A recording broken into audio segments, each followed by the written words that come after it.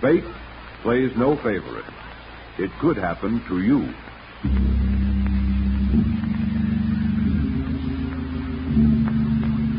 Book 74, page 309. In the Diary of Fate.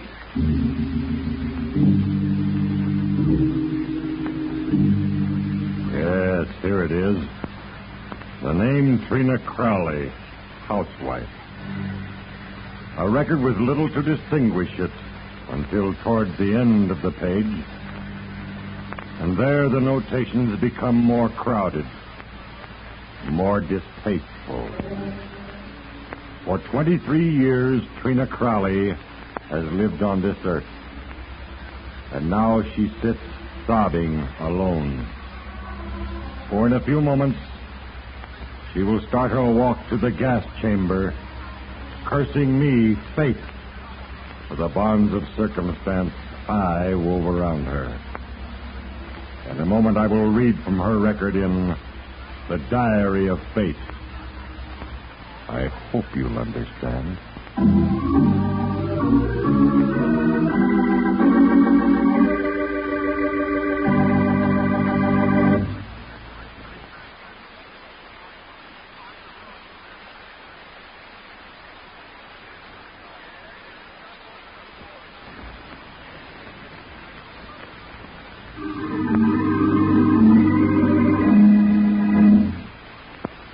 Put that phone down, Jake.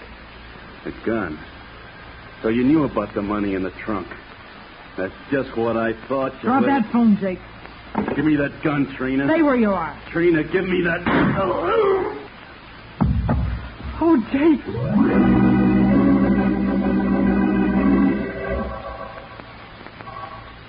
For 6 years, Trina had been married to Jake Crawley. And she felt but a certain affection for him. To Trina, Jake had come as an answer to her prayer. The means by which she could escape the humdrum life of Redlands. But the wonderful lodge which Jake owned in the mystic Mojave had become a dusty auto court in the stifling desert. But let us go back to a June morning, the last day of the tourist season. Until November, you and your husband would be alone, Trina, merely existing until cooler weather allowed you to open again. You were having breakfast with Jake, thinking of the ordeal of surviving the lonely months ahead. 8 o'clock. 8 in the morning, and it's so hot already you can't breathe. Is there more coffee? No. Jake, why don't we get away somewhere this summer? Jake, do you have to read the paper while I'm talking? Says here a guy up in Pendleton. Jake, listen to me. I'm sick and tired of all of this. The heat, the spiders. Jake, why don't we get a change and go away somewhere? Like we used to. We can have fun, Jake. Look, Trina, we can't go away, and that's final. We have some fixing up to do. We don't have money enough to go away. We do. We don't. Now, will you let me read the paper? If you're going to read, you might at least let me have some of the paper. Oh, for goodness sake, here. Oh, never mind. Not that important. Crawley life. Nothing but a shack in the desert. Wish I were in Bessie Halton's shoes. Maybe it's a good thing you're not. Why? Listen to this. Bessie Halton, owner of the Halton Lodge Mojave, is believed to have disappeared. It is thought she was on her way to the bank with deposits from the lodge. When last seen, she was with a tall, handsome man, about 35. Police suspect that... Oh, that's a lot of hooey. What do you mean, hooey? She had $20,000 with her. If I know Bessie, she'll do all right. She'll turn up. And the police are all wrong, huh? She's probably gone off somewhere, having the time of her life. Paper here says a tall, handsome stranger. Well, that's what happens when you play around with strange men. Oh, for goodness sake, Jake. She'll turn up someplace. And then crow about the wonderful time she had on her trip. If I know Bessie, she'll turn up. As the day wore on, you forgot about everything, didn't you, Trina? Everything except the heat and your growing resentment toward your husband. It was growing dark as you and he sat at the dinner table in silence. And then a car pulled to a stop outside. Remember? Jake, there's someone outside. I heard it. Whoa! Oh, looking for a room? Yeah, I was. You're not closed, are you? Closed tomorrow. This is our last day for the season. You got something I can have for the night? 3A is open. It's the only one. It's $4.50. That's good enough. Glad I found your place. I'd like a shower after a hot day like today. And I didn't relish the idea of driving all night. Well, if you want to go right to your room, you can come back to the office and register later. Thanks, I'll do that. Say, Mr. Barton.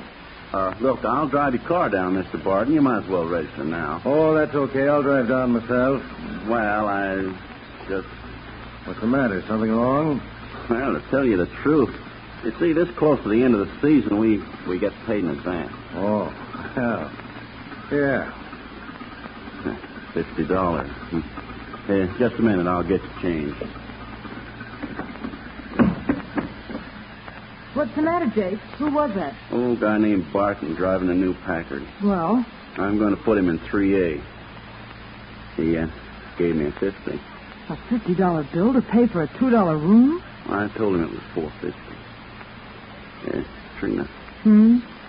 There's blood on the seat of his car. Oh, now you're playing Sherlock Holmes. Okay, be smart. I tell you, it's blood. Something funny about that guy. Oh, Jake, stop making... As soon as he gets settled in 3A, I'm going to have a look at his car. There, see it? Now what do you got to say? It does look like blood. I knew there was something phony about Barton. That's why I got him to pay in advance. You looking for something? We just noticed there's blood on the seat of your car. At least it looks like. It is blood. I cut my hand on the wind wing. Bandaged it with my handkerchief. Not too good, but it'll do. Oh, I'm sorry. I'm Mrs. Crawley. We just came down to see if there was anything you wanted. No, thanks. Say, I see you got a trunk in the back there. Want some help with it? No, I'll leave it in the car, thanks. I'll be glad to help you into the cabin with it. You must have a lot of clothes in it. Well, as a matter of fact, they're ties. Ties? That whole big trunk? I'm traveling for the Swerdling Tie Company. Those are samples. You sure you don't want anything? Oh, everything's fine, thanks. Don't worry about me. I'll be okay. If you want anything, Mr. Barton, be sure to let me know.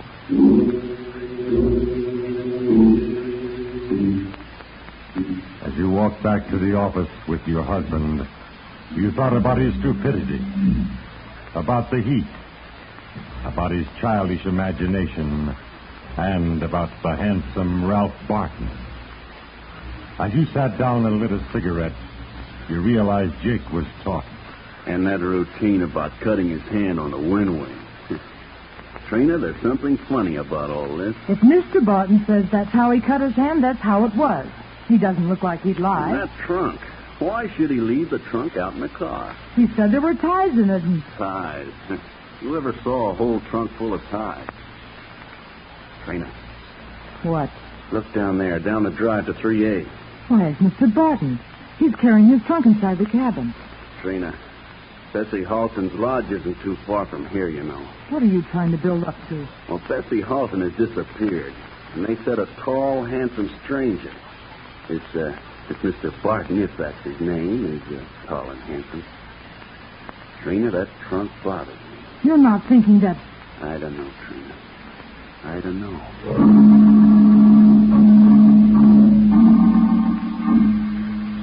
The next morning, Trina, Jake was outside, working on the water pump in the shed.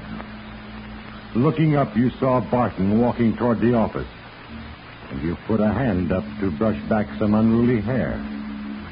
Straighten your dress. As he entered the office, you noticed his eyes weren't sun-bleached like Jake's.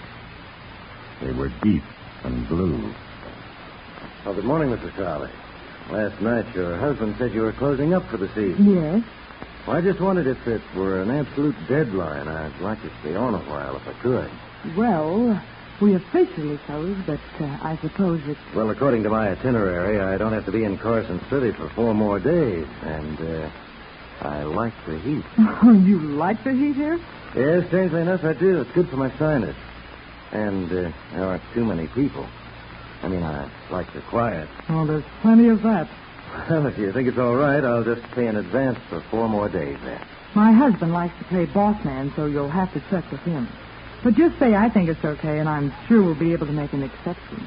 In your case, you can find him out in the shed. Good. I'll go out and tell him.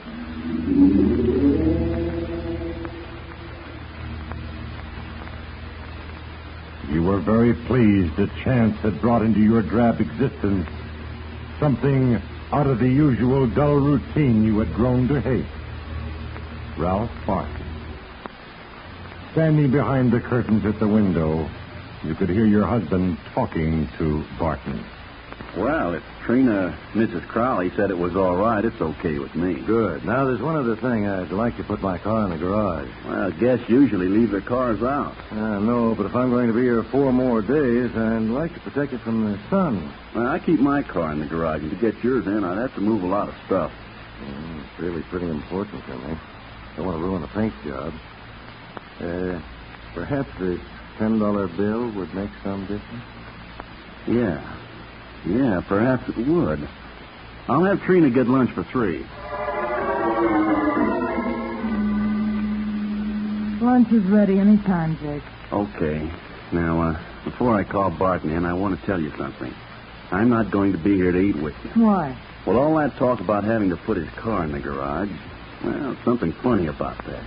You just keep Barton here and keep him busy. What do you mean, keep him busy? For how long? Look, I'm going to call Barton and tell him lunch is ready. I won't be at the table. You tell him I had to finish that work on the pump out in the shed. What are you going to... Let me finish, will you?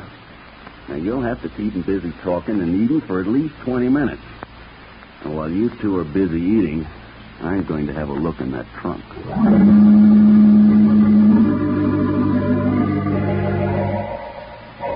Yes, Trina Crawley. You were torn by mixed emotions. On the one hand, you were pleased and flattered by Ralph Barton's courtesy and attention. On the other hand, there was cold fear and the thought that your husband's suspicions might prove to be correct. Thoughts become the parents of the deed, but no mortal can conceal anything. All are written on the pages of time. And now, it is time for another entry on your page. When I have written, I will read from your record in The Diary of Fate.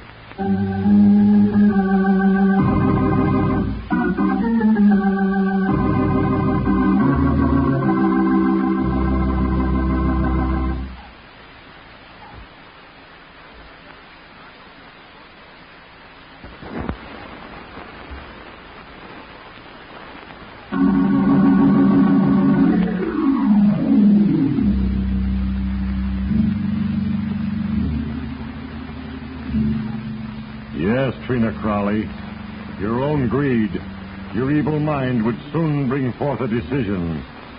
For while occupying Ralph Barton's attention, you knew your husband, Jake, was in the cabin trying to solve the mystery of this trunk.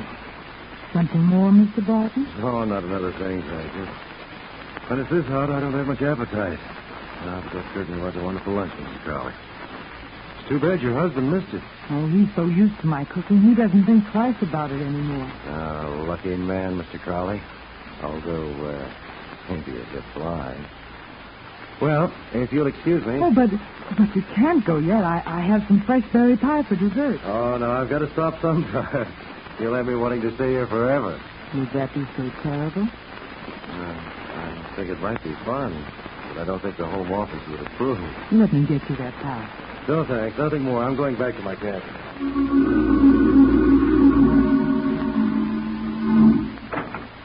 Oh, Mr. Barton. What are you doing in here, Crawley? Oh, I came down to clean up your room. Your wife said you were out back. Well, I thought I might just as well clean your room before lunch. When you clean the guest rooms, you always try to open trunks? I suggest that you leave now. Look, Mr. Barton, you've got this all wrong. I wouldn't want anything to happen to you, Mr. Crawley. Yes, sir. Yes, sir, Mr. Barton. I told you to keep Barton here at the table until I got back. Well, the man wasn't hungry. What can I do? Tie him up and force food down his throat?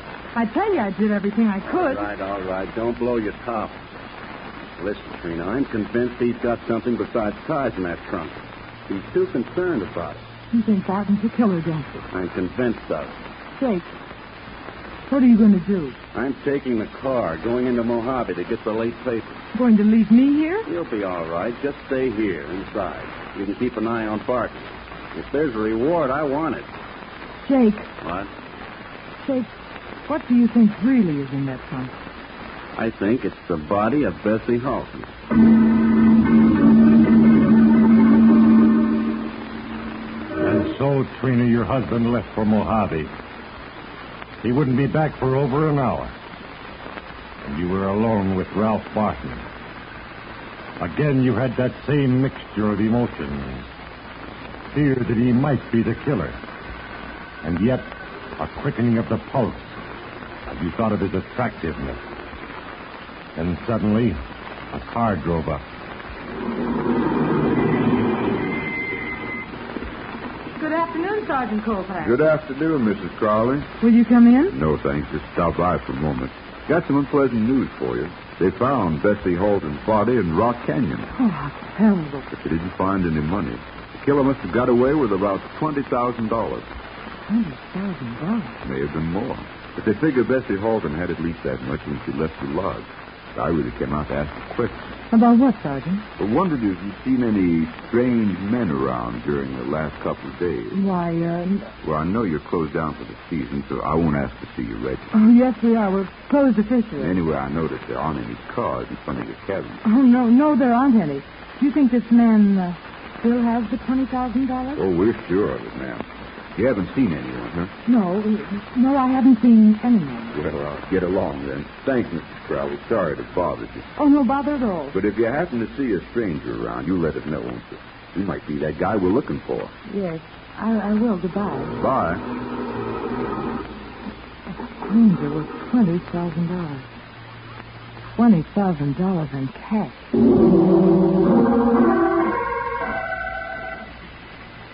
Yes, Trina Crawley. $20,000. Your husband was wrong then, wasn't he? There couldn't be a body in that trunk, but there could be money. You thought of this as you walked toward cabin 3A. And you were smiling as you knocked on the door of Ralph Barton's cabin. Oh, hello, Mrs. Crawley. I brought down some clean sheets and pillowcases. Oh, very thoughtful of you. Won't you come in? Yes, I will, thanks.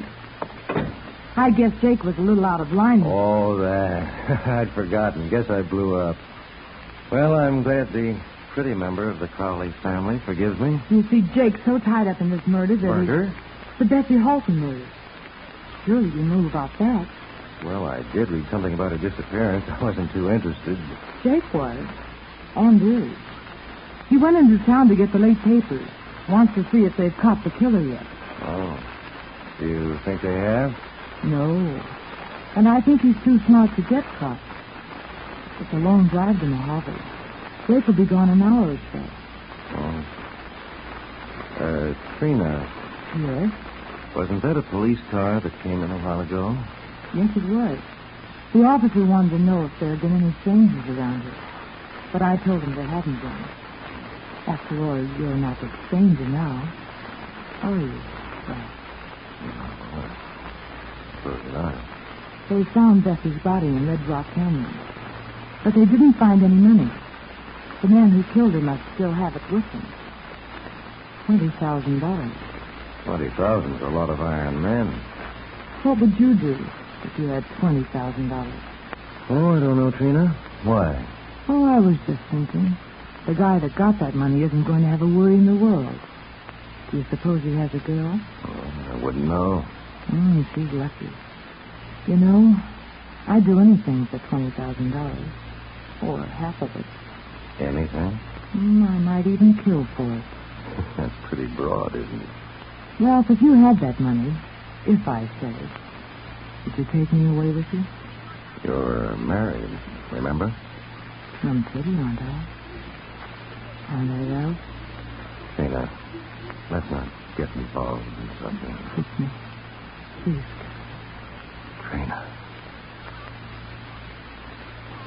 Trina, that shouldn't have happened. That shouldn't have happened? Why? Why? You're a very attractive girl, Trina, but you're married. Why couldn't... That's Jake driving in now. Come on, we'll walk out to meet him. Listen, Ralph. Hello, Mr. Crawley. Back early, huh? Yes, picked up a paper at Fenston Corners. Didn't have to go all the way to Mojave. What's the matter, Jake? Come into the house, Trina. I want to talk to you. And, Mr. Barton? Yes? You can wipe that lipstick off.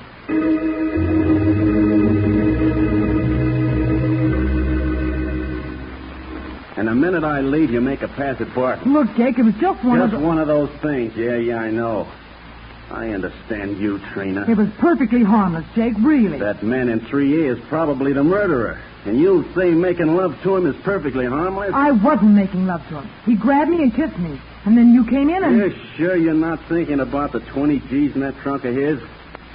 The papers say the police found the body, but not the money. So, he's got the money. And I'm going to turn him in. What are you going to do? Phone the police. Tell them where this guy is. Don't do it, Jake. What do you mean? That man's a killer. Put that phone down, Jake. The gun. So you knew about the money in the trunk. That's just what I thought. Drop that phone, Jake. Give me that gun, Trina. Stay where you are. Trina, give me that... Oh, Jake! You stood there, terror-struck for a moment, Trina. And then the gun fell from nerveless fingers. Your husband was dead at your feet. You'd killed him. I heard a shot. What Ralph, he's dead. Jake's dead. I shot him. Trina, what do you mean? Darling, we've got to get away. But listen, Trina. Don't you understand? Jake's dead. We've got to get away. But I can't. You've got money, lots of money. We can go away, far away. Maybe Mexico. Trina, listen. You've got more money in your trunk than we'll ever be able to spend. Hurry. Please, Trina, let me... Money's the most important thing in the world. I've always thought so. And now I've killed her. Oh, my darling, hurry, please. I'm trying to tell you, Trina, that I don't... I love you so much, Ralph. I always have, ever since you first walked in the door.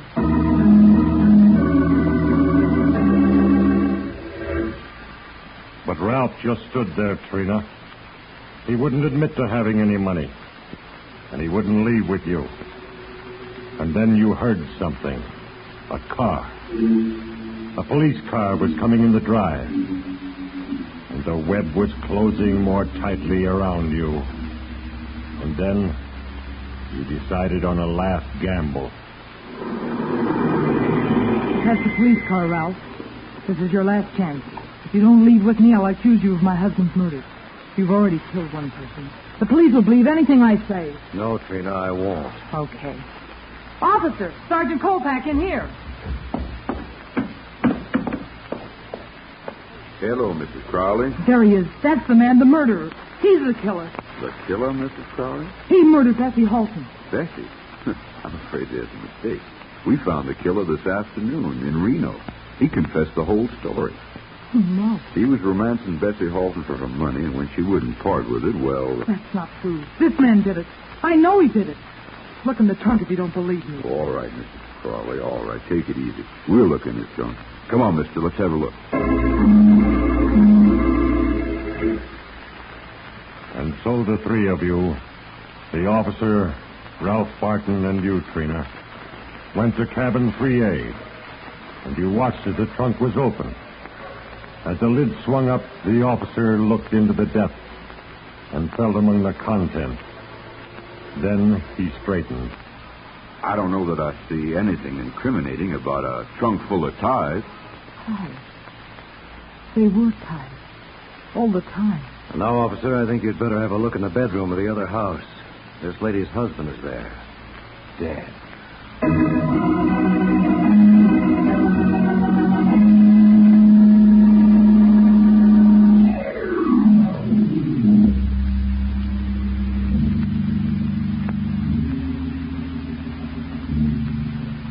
Now my hand, the hand of fate, writes the final entry.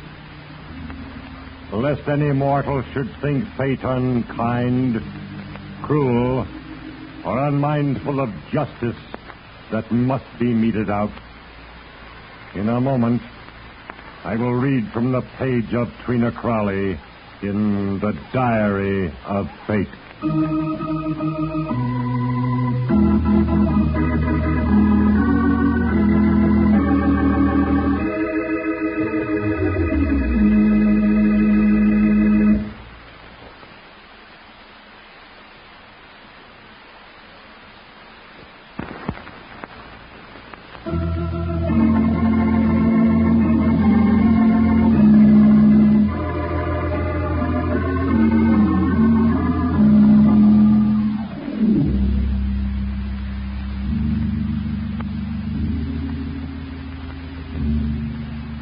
And now the plan is finished. Complete. A moment ago, a deadly pellet was dropped automatically into a liquid beneath the chair in an isolated cubicle at State Prison.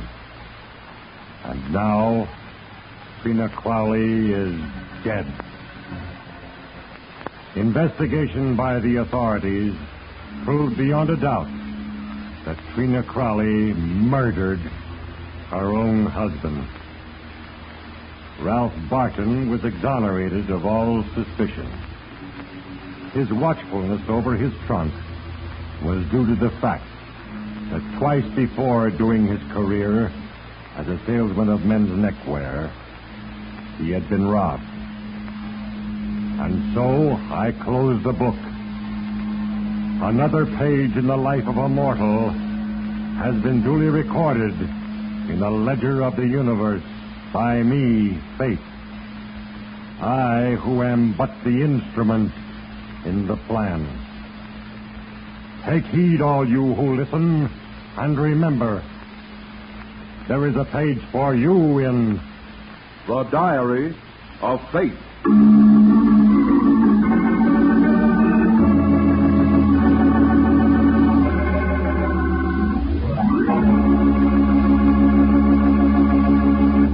Produced by Larry Finley, Diary of Fate is a Finley transcription brought to you from Hollywood.